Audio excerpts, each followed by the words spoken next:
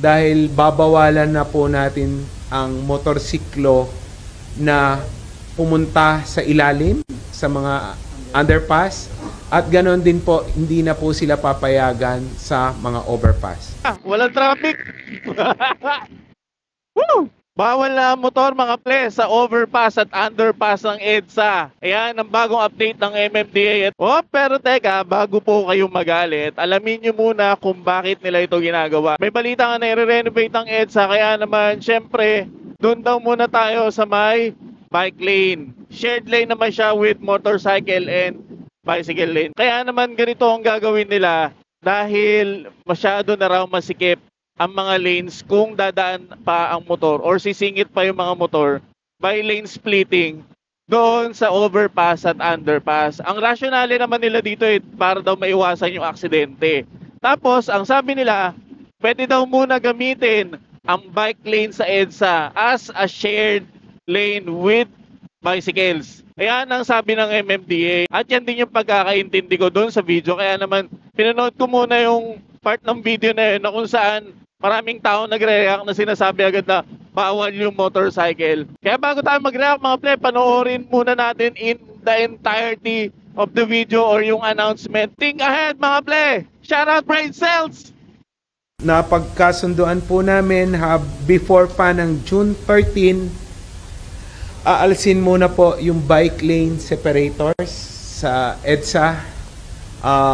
Makikipagpulong po tayo sa mga stakeholders, particularly ang mga motorsiklo at mga nagbibisikleta para pag-usapan po yung exclusive bicycle lanes at probably gagawa po tayo ng exclusive motorcycle lane sa EDSA dahil babawalan na po natin ang motorsiklo na pumunta sa ilalim sa mga underpass at ganoon din po hindi na po sila papayagan sa mga overpass.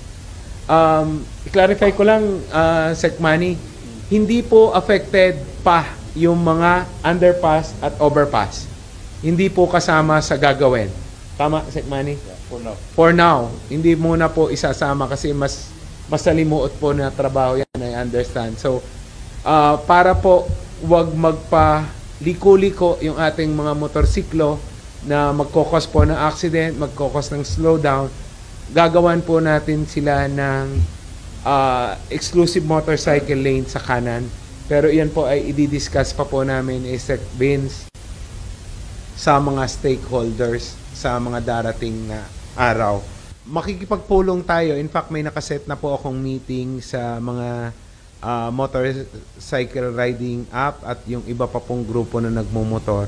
Ilalatag po natin sa kanila yan at hihingin po natin yung suporta nila. So, basically, ang mangyayari po, tatanggalin yung mga bike lane separators sa ngayon na naandyan po sa rightmost corner na ginagamit po para maging exclusive yung bike. Ang piniplano po namin, kakausapin din namin yung biking community na baka pwedeng maging shared yan muna. Dahil nga po, yung mga motor po, pagbabawalan na nating dumaan sa underpass at overpass. Kasi po, yung pag singit-singit,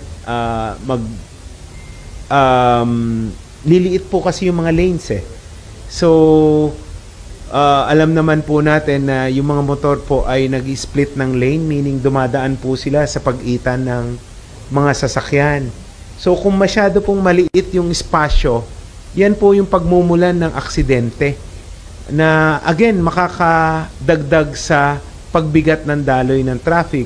Yung from right, pipiliting kumaliwa para bumaba ng underpass or pumanik ng overpass.